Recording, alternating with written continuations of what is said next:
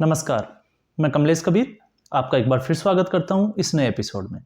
आज के इस एपिसोड में हम बात करेंगे पंजाब की राजनीति की। लोकसभा चुनाव में बहुत ज़्यादा समय अब रह नहीं गया है, लेकिन पंजाब से जो खबरें आ रही है वो बड़ी चौंकाने वाली तो नहीं कह सकते, क्योंकि ये कांग्रेस की हम बात करें चाहे आम आदमी पार्टी की बात करें,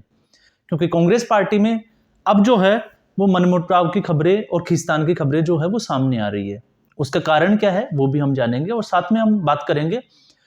आम आदमी पार्टी और कांग्रेस पार्टी दोनों के अलायंस की। और ये अलायंस भी जो है वो बड़ा विचित्र है। हम बाकी जगह पे बात नहीं करेंगे, पंजाब में ये बड़ा विचित्र है और क्यों है उसको भी हम थोड़ा सा इसमें पूरे वीडियो में विश्लेषण करके समझेंगे। तो मैं उम्मीद करूंगा आप इस वीडियो में अंत तक बने रहें। सबसे पहले हम बात करते हैं इंडिया अलायंस की, पंजाब में आम आदमी पार्टी और कांग्रेस पार्टी की। अब सोचो, दो पार्टियां, एक जो सत्ता पक्ष है और दूसरा विपक्ष है, क्योंकि पंजाब में विधानसभा की 117 सीटों पे चुनाव हुआ था। 117 सीटें हैं, जिसमें से 92 सीटें जो है वो आम आदमी पार्टी के पास है, और कंपेरेटिवली पिछली बार जो है वो कांग्रेस पार्टी की सरकार थी। उसके बाद में अगर दूसरा नंबर अगर आता है मुख्य विपक्षी के तौर पे, तो वो आता है कांग्रेस पार्टी का। और आपको पता होगा प्रताप सिंह बाजवा जो है वो प्रतिपक्ष के विपक्ष के जो है वो नेता है। अब राष्ट्रीय अगर स्तर की बात करें तो आम आदमी पार्टी और कांग्रेस पार्टी जो है वो एक ही घटक, जिसको कहते हैं इंडिया अलायंस के घटक दल है। अब अगर पंजाब में ये समझौता होता है और पंजाब में दोनों पार्टियां साथ में अगर चुनाव लड़ती है, तो एक तो होता है कि मतदाता को क्या मैसेज जाएगा, क्योंकि सत्ता पक्ष और विपक्ष जब दोनों एक साथ आ जाएंगे, क्योंकि जनता जो थी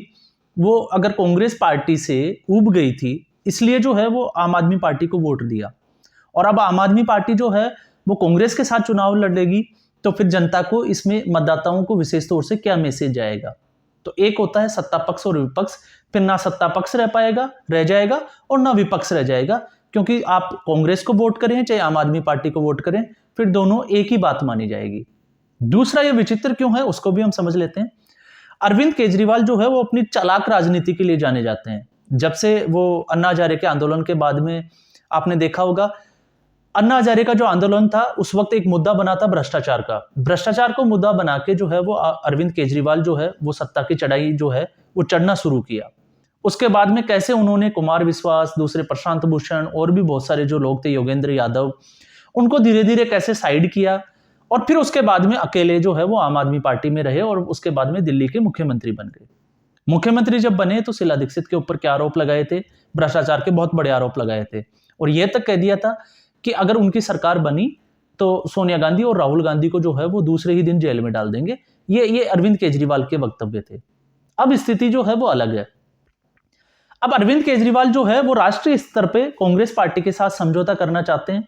साथ में जो है वो सीट शेयरिंग फॉर्मूले पे काम करके और चुनाव लड़ना चाहते हैं, लेकिन पंजाब में वो 13 की 13 सीटें जो है वो अपने पास रखना चाहते हैं। और ऐसी स्थिति क्यों बनी उसको भी हम समझ लेते हैं। मैंने पहले कहा था कि अरविंद केजरीवाल जो है वो चालाक राजनीति के लिए जाने जाते हैं। तो ममता बनर्जी और अरविंद केजरीवाल, ममता बनर्जी ने अभी जो इंडिया अलायंस की जो बैठक हुई थी उसमें मल्लिकार्जुन खड़गे का नाम प्रस्तावित करके प्रधानमंत्री चेहरे के लिए, और राहुल गांधी को किनारे किया और उसको समर्थन मिला अरविंद केजरीवाल का। तो ये एक चालाकी। दूसरी चालाकी ये है कि आम आदमी पार्टी को पता है कि पिछले 2 चुनावों में अरविंद केजरीवाल की सरकार, आम आदमी पार्टी की दिल्ली में सरकार होते हुए भी भारतीय जनता पार्टी ने 7 सीटें जो है उसके ऊपर कब्जा किया लोकसभा चुनाव में।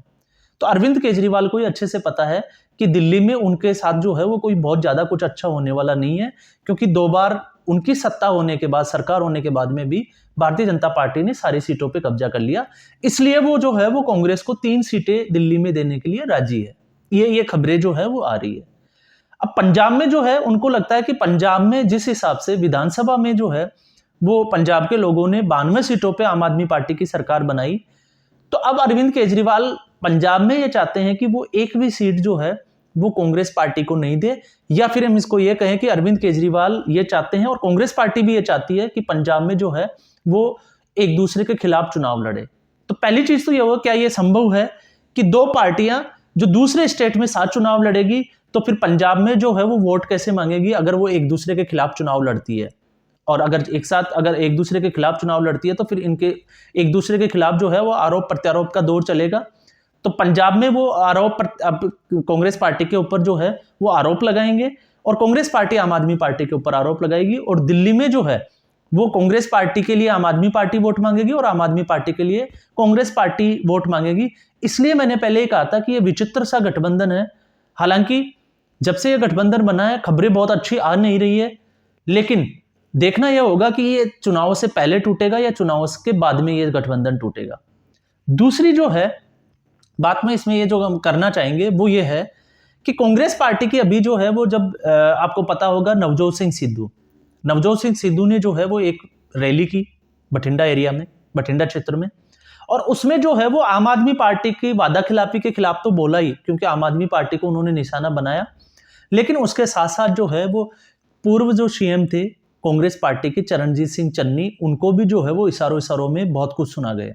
और उनका कहना था कि बकरी को दूध के देख लिया, क्योंकि बकरी का दूध का आपको पता होगा चुनाव में जो है वो चरणजीत सिंह चन्नी जो है वो घर जाते थे, फसलों में खड़े होके बकरियों का दूध निकालते हुए जो है वो फोटो खिंचवाते थे। तो वो तमाम तरह की चीजें हमने देखी थी। और उसके बाद में कांग्रेस के बहुत बड़े जो दूसरे नेता जो है वो नवजोत सिंह सिद्धू को नसीहत तो देने लगे, लेकिन साथ में जो है वो पार्टी से बाहर निकालने के लिए भी जो है वो आला कमान पे अब दबाव बनाने लगे हैं। मतलब हम ये कह सकते हैं कि नवजोत सिंह सिद्धू भारतीय जनता पार्टी में थे, क्योंकि वो बहुत अच्छे क्रिकेटर माने जाते थे,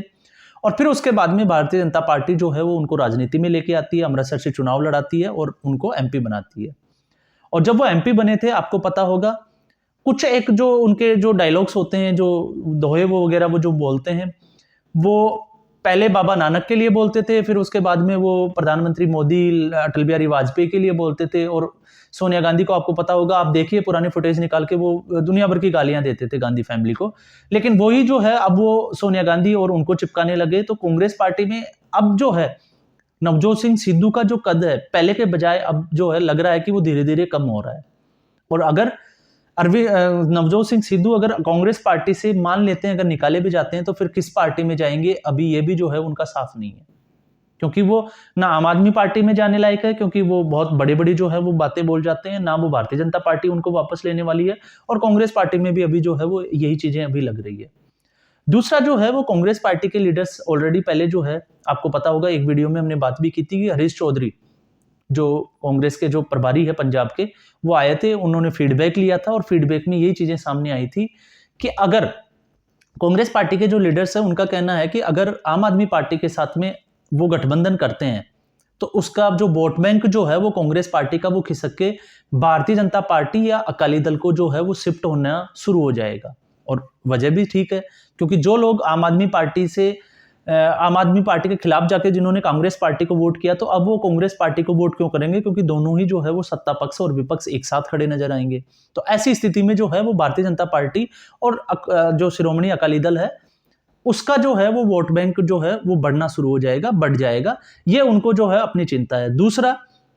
विधानसभा में जो है वो आम आदमी पार्टी चुनाव लड़ी है, लेकिन अभी तक पंजाब में जो है वो लोकसभा की एक भी सीट के लिए या एक भी चुनाव जो है वो आम आदमी पार्टी ने, एक बाई इलेक्शन को अगर हम छोड़ दें, उपचुनाव को अगर हम छोड़ दें, तो इसके अलावा कोई चुनाव लड़ा नहीं है। तो जितने भी जो एमपीज वगैरह जो है वो कम से कम 7 एमपी जो है वो कांग्रेस पार्टी के हैं। तो ऐसी स्थिति में जो अपने लोकसभा क्षेत्र से ऑलरेडी जो सिटिंग एमपी है, क्या वो अपनी सीट छोड़ेंगे, अपनी कुर्सी छोड़ेंगे, या फिर अपना नाम वापस लेंगे, या चुनाव में खड़ा नहीं होंगे? और अगर ऐसी स्थिति बनती है तो फिर उसके बाद में कांग्रेस पार्टी में बगावत शुरू होगी, और हो सकता है इसके लीडर जो है वो कांग्रेस पार्टी छोड़ के दूसरी पार्टियों में ज्वाइन करना जो है, क्योंकि आपने देखा होगा अगर आम आदमी पार्टी के साथ अगर चुनाव उन्होंने लड़ना ही है तो फिर वो कांग्रेस पार्टी से जो है, अगर उनको लगेगा कि कांग्रेस पार्टी छोड़ देनी चाहिए और आम आदमी पार्टी ज्वाइन कर लेनी चाहिए, तो फिर वो लोग जो है वो कांग्रेस पार्टी में क्यों रहेंगे? अब कांग्रेस पार्टी जो है वो दबाव की राजनीति में है इस वक्त, क्योंकि एक राष्ट्रीय स्तर की पार्टी होकर अगर इस तरह के दबाव में अगर वो आ जाती है, क्योंकि अनुमान ये कहता है कि कांग्रेस पार्टी को अकेले अपने दम पे जो है वो पूरे भारत में चुनाव लड़ना चाहिए। इस चुनाव में नहीं, 2024 में नहीं, 2029 में जो है उनका वोट शेयर बढ़ना ही है, कम नहीं होगा। उसके बाद में अगर तो वो ये गठबंधन का हिस्सा रहते हैं तो क्षेत्रीय पार्टियां जो है वो लग रहा है अभी जो सिनेरियो इनका बन रहा है इंडिया अलायंस का, उससे ये लग रहा है कि क्षेत्रीय पार्टियां जो है वो अपने अपने स्टेट में, अपने अपने क्षेत्र में जो है वो कांग्रेस का कोर वोट जो है उसको खत्म कर देगी। और ऐसी स्थिति में आने वाले समय में जो है वो कांग्रेस पार्टी के लिए बहुत बड़ी मुश्किलें आने वाली है। अब इनके ये नेता जो है वो इस चीज को क्यों नहीं समझ रहे, क्योंकि इशारा जो है वो बिल्कुल साफ है। वेस्ट बंगाल में कांग्रेस पार्टी जो है, अगर पश्चिमी बंगाल में ममता बनर्जी की अगर वहां पे सरकार है तो फिर ममता बनर्जी जो है वो कांग्रेस को कितनी सीटें देगी ये आप अंदाजा लगा सकते हो। इसके अलावा उत्तर प्रदेश में जो है भारतीय जनता पार्टी की सरकार है, लेकिन कांग्रेस की जो है वो कितनी सीटें हैं, मुकाबले हम बात करेंगे समाजवादी पार्टी की, बहुजन समाजवादी पार्टी जो है वो अभी हिस्सा नहीं है। दूसरा, जो मुस्लिम वोट बैंक, जो कांग्रेस का जो पुराना वोट बैंक हुआ करता था, अगर वो क्षेत्रीय दलों की तरफ शिफ्ट हो जाता है तो फिर इनका ये वोट बैंक भी जो है वो हाथ से निकल जाएगा। ये इनकी जो है वो दूसरी चिंता होनी चाहिए। लेकिन फिर भी ये लोग जो है वो गठबंधन के लिए तैयार है। और गठबंधन किस साल पे कर रहे हैं, सीट शेयरिंग का फॉर्मूला क्या होगा, क्योंकि सीट शेयरिंग के फॉर्मूले में अब खबरें जो है वो ये आ रही है कि बहुत जल्दी जो है इस पे काम जो शुरू हो जाएगा। और नीतीश कुमार ने इस मीटिंग में जो है ये एक बड़ा आरोप कांग्रेस पार्टी पे लगाया था कि इस गठबंधन की जो मीटिंग्स थी, इसके आगे की जो प्रारूप था उसको डिले करने का जो है वो कांग्रेस के बड़े नेता जो चुनाव में व्यस्त थे इस वजह से इस पे ध्यान नहीं दिया। लेकिन अब बहुत जल्द जो है वो सीट शेयरिंग के फॉर्मूले पे काम होना चाहिए। अब सीट शेयरिंग के फॉर्मूले पे अगर 1 to 1 भारतीय जनता पार्टी से ये चुनाव लड़ते हैं तो फिर इनका जो है वो कितनी सीटें किस पार्टी को मिलेगी, ये जो है संभवतः देखना बड़ा दिलचस्प होगा। वैसे अभी तक जो है वो ऐसा कुछ नजर आता हुआ दिखाई नहीं दे रहा, लेकिन फिर भी जो है वो वेट एंड वॉच पे आने वाले 20 से 25 दिनों में जो है वो पता लग जाएगा, क्योंकि लोकसभा के चुनाव में बहुत ज्यादा समय नहीं है। तो ये जो सिनेरियो है, इस पूरे वीडियो में जिस सिनेरियो की हमने बात की थी, इसमें हमने बात की थी पंजाब की। और अगर पंजाब में गठबंधन नहीं होता तो फिर राष्ट्रीय स्तर पे जो है वो आम आदमी पार्टी और कांग्रेस पार्टी जो है वो किस तरह से गठबंधन करेगी, क्योंकि आम आदमी पार्टी अब जो है, जब से शराब घोटाले का जो आरोप उनके इसके ऊपर लगे हैं उसके बाद में विधानसभा चुनाव में क्या हाल हुआ है आपने देखा होगा। नोटा से भी कम वोट मिले हैं। तो पंजाब के अलावा सिर्फ अकेला गुजरात एक ऐसा राज्य है जहां पे 5 सीटें थी, एमएलए जो है वो सिटिंग एमएलए आम आदमी पार्टी के थे, अब 4 रह गए क्योंकि भूपेंद्र भयाना ने जो है वो आम आदमी पार्टी छोड़ दी और बहुत बड़े आरोप लगा के छोड़े हैं। तो इसके अलावा एक दिल्ली क्षेत्र बचता है। तो इसके अलावा आम आदमी पार्टी फिर कहां से चुनाव लड़ेगी, क्योंकि कांग्रेस पार्टी जो है इसके अलावा आम आदमी पार्टी को फिर सीट शेयरिंग के फॉर्मूले पे काम करेगी तो वो सीट नहीं देगी। तो ऐसी स्थिति में फिर ये जो है वो इनका सीट शेयरिंग का फॉर्मूला कैसे कामयाब होगा, ये बड़ा ही रोचक और बड़ा ही विचित्र भी है। तो आज के एपिसोड में बस इतना ही, फिर हम एक नए एपिसोड के साथ हाजिर होंगे। तब तक के लिए धन्यवाद।